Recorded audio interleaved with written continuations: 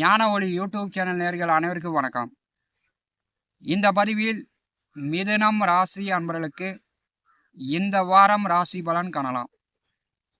25/8/2026 முதல் 31/8/2026 வரை ஒரு 7 நாட்களுக்கு உண்டான இந்த வார ராசி பலன் காணலாம். அதாவது செவ்வாய்க்கிழமை முதல் திங்கட்கிழமை வரை.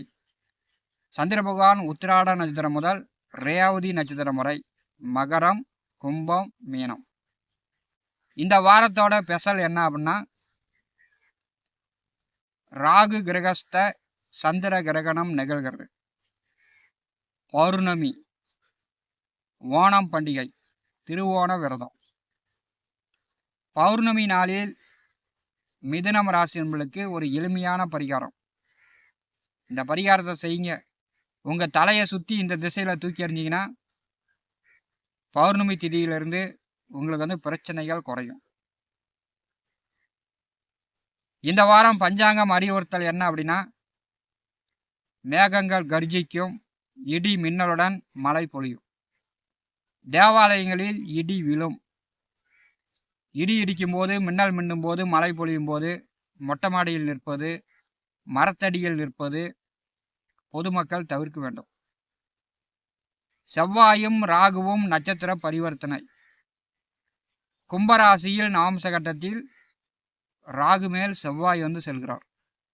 அப்போ மின்னல் தாக்குவதற்கு, இடி விழறதுக்கு வாய்ப்புகள் அதிகம். மிதுனம் ராசி என்பதற்கு இந்த வாரம் ராசி பலன் காணலாம். மிதுனம் ராசி என்பதற்கு 7வது வீட்டிலே 25/8/2026 மதியம் வரை சந்திர பகவான் செல்கிறார். 7ஆம் இடம் சந்திர பகவான் வரும்போது உங்களுக்கு 8வது வீட்டை நெருங்கும் போது கொஞ்சம் மன அழுத்தம், கொஞ்சம் நிம்மதி குறையிற மாதிரி, அவசரப்படுவீங்க, கோவப்படுவீங்க, குடும்ப நபர்களை கொஞ்சம் வேதனைப்படுற மாதிரி எடுத்தெறிந்து பேசக்கூடிய அமைப்புலாம் உண்டு. வாரம் ஆரம்பத்திலே உங்களுக்கு சந்திராஷ்டம தினம். சந்திரன் 8வது வீடு வரும்போது கண்டிப்பாக மிதுன ராசி, மிதுன லக்னத்தில் பிறந்தவர்கள் யாருக்காவது ஜாமீன் கையம் போட்டிங்கன்னா அது பார்த்திங்கன்னா பிரச்சனையில் போய் தான் முடியும். கையெழுத்து சார்ந்த பிரச்சனை மிதுன லக்னம், மிதுன ராசி என்பதற்கு பெரும்பாலும் உண்டு. இந்த சந்திராஷ்டம நாளில் நீங்கள் போய் கடன் வாங்கினீங்கன்னா வட்டி மீது வட்டி கட்டிக்கிட்டே இருக்க வேண்டியதான். ஒரு 10 வருஷம் 5 வருஷம் கடன் வாங்கிட்டீங்கன்னா அந்த கடனை கொடுத்து அடைக்கவே முடியாது. இந்த சந்திராஷ்டம நாளில் மிதுனம் ராசி என்பவர்கள் போக்குவரத்தில் கவனமாக இருக்கணும். பொறுமையாக போயிட்டு பொறுமையாக வரணும். உங்களுக்கு 8வது வீட்டில் சந்திரன் என்று 2வது வீட்டை தான் பாரி செய்வார். மிதுன ராசி, மிதுன லக்கணத்தை பொறுத்தவரை 2ஆம் அதிபதி 8ஆம் வீட்டிற்கு சென்றால் சம்பாதிக்கக்கூடிய பணம் எல்லாம் தேவையில்லாமல் அனாவசியமாக அடுத்தவர்களுக்காக தண்டச்செலவு, விரயச்செலவு செய்யக்கூடிய அமைப்பு தான் பெரும்பாலானவர்களுக்கு.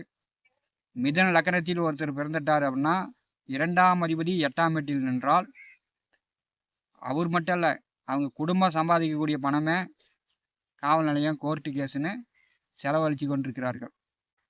27ஆம் தேதி மதியம் வரை மிதுனம் ராசி என்பதற்கு சந்திராஷ்டம தினம் நிகழ்கிறது. சந்திராஷ்டம நாளில் தேவையில்லாத விஷயங்களில் ஈடுபடாதீங்க. 27ஆம் தேதி பௌர்ணமி நாள், ஆவணி மாதம் 10ஆம் தேதி வியாழக்கிழமை. இந்த பௌர்ணமி திதி அன்று இரவு சூரியன் அஸ்தமனத்துக்கு பிறகு இரவு 7 மணிக்கு மேல் ₹1 காசு கையில் எடுத்துங்க. மிதுனத்தை பொறுத்தவரை தென் திசை உங்களுக்கு பிரச்சனை. மிதுன ராசி, மிதுன லக்கணத்தில் பிறந்து விட்டார்கள் என்றால் அவங்களுக்கு தென்மேற்கு திசை தான். தெற்கு தென்மேற்கு திசை. உங்களுக்கு தெற்கு திசை பாதிப்பா, தென்மேற்கு திசை பாதிப்பான்னு உங்களுக்கு நல்லா தெரியும். தெற்கு பாதிப்பாக இருந்தால் தெற்கு திசை நோக்கி, தென்மேற்கு திசை பாதிப்பாக இருந்தால் தென்மேற்கு திசை நோக்கி ₹1 காசு கையில் வச்சுக்கிட்டு உங்கள் தலையை 3 முறை சுற்றி அந்த ₹1 நாணயத்தை தூக்கி வீசிடுங்க. பௌர்ணமி திதி அன்று இரவு 7 மணிக்கு மேல் மிதுனம் ராசி, மிதுன லக்னத்தில் பிறந்தவர்கள் தெற்கு அல்லது தென்மேற்கு திசை. இந்த திசையை நோக்கி உங்கள் தலையை 3 முறை சுற்றி இந்த ₹1 நாணயத்தை தூக்கி வீசும்போது, அதிகமாக கடன் வாங்கிட்டு வட்டி மேல் வட்டி கட்டக்கூடியவர்கள், கோர்ட்டு கேஸு வழக்கு வில்லங்கன்னு சொத்துக்கள் மூலம் பிரச்சனையை அனுபவிக்கக்கூடியவர்கள், பத்திரங்களை அடமானம் வைத்து கடன் பெற்று பல வருடம் வட்டி கட்டி கொண்டிருப்பவர்கள், அந்த பிரச்சனையெல்லாம் நீங்கும். திதியிலேயே பார்த்தீங்கன்னா மிக மோசமான திதி பௌர்ணமி திதி தான். பௌர்ணமி திதியில் பெண் குழந்தைகள் பிறந்தால் அந்த பெண் குழந்தைகள் வாழ்க்கை தான் மிக கடுமையாக கஷ்டப்படுது. பௌர்ணமி திதியில் பிறந்த பெண்களுக்கு திருமண வாழ்க்கையே பெரும்பாலும் சரியில்லை. பௌர்ணமி திதியில் பிறந்தவர்கள் உங்கள் வாழ்க்கையில் அதிகமாக கஷ்டம் இருக்கக்கூடியவர்கள் இந்த பௌர்ணமி திதியில் தெற்கு அல்லது தென்மேற்கு திசை. மிதுன ராசி லக்னத்தை பொறுத்தவரை உங்களுக்கு பாதிப்பு தரக்கூடிய இடம் தெற்கு தென்மேற்கு திசை. இந்த 2 திசையில் உங்களுக்கு எது பாதிப்பு அதிகமோ அந்த திசையை நோக்கி ₹1 காசு நாணயத்தை 3 தடவை உங்கள் தலையை சுற்றி தூக்கி வீசிடுங்க. இது கேட்பதற்கு உங்களுக்கு ஈஸியாக தெரியும். இதை செஞ்சு பாருங்கள், உங்களுடைய வாழ்க்கை எப்படி இருக்குதுன்னு. மிதுனம் ராசி என்பதற்கு 9வது வீட்டிலே சந்திர கிரகணம் நிகழ்கிறது. அதாவது 28ஆம் தேதி சந்திர கிரகணம். இந்தியாவுக்கு தெரியாது, பெரும்பாலும் பாதிப்பு இல்லை. 9வது வீட்டிலே சந்திர பகவான் செல்லும் போது அப்பாவோ அல்லது உங்கள் வயதில் பெரியவர்களோ, வேலை பார்க்கக்கூடிய இடத்தில் முதலாளிகளோ உயர் அதிகாரிகளோ யாரோ ஒருத்தர் உங்களை கட்டுப்படுத்துகிற மாதிரி, பெரியவங்களுக்கு யாருக்கோ ஒருத்தருக்கு நீங்கள் கட்டுப்பட்டு நடத்துகிற மாதிரி 28ஆம் தேதி இருக்கும். 29ஆம் தேதி மதியானம் சந்திர பகவான் மீனம் ராசிக்கு வருகிறார். 29ஆம் தேதி விவசாயிகள் நிலத்தை உழவு ஓட்டலாம், எருவு விதைக்கலாம், பயிர் விதைக்கலாம். 28ஆம் தேதி பயன்படுத்திக்கலாம். 29ஆம் தேதி மதியத்திலிருந்து மிதுன ராசிக்கு 10வது வீட்டிற்கு சந்திர பகவான் வருகிறார்.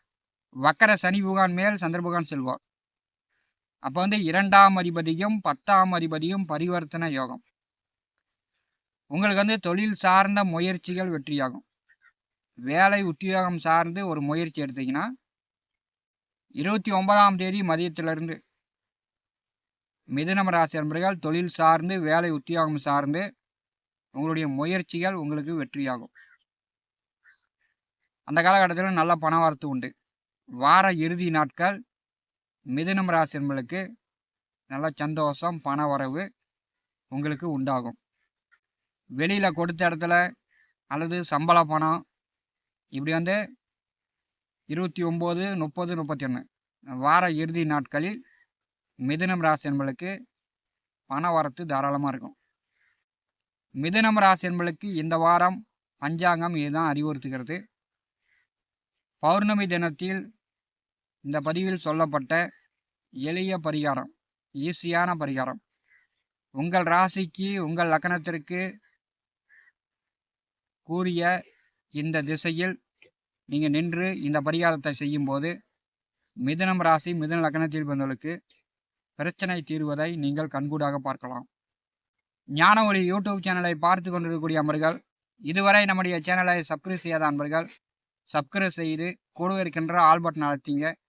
தினந்தோறும் நம்முடைய சேனலில் ஜோதிட பலன்கள் பதிவிடப்படும். உடனுக்குடன் பார்த்து பயன்பெறுங்கள். நன்றி, வணக்கம்.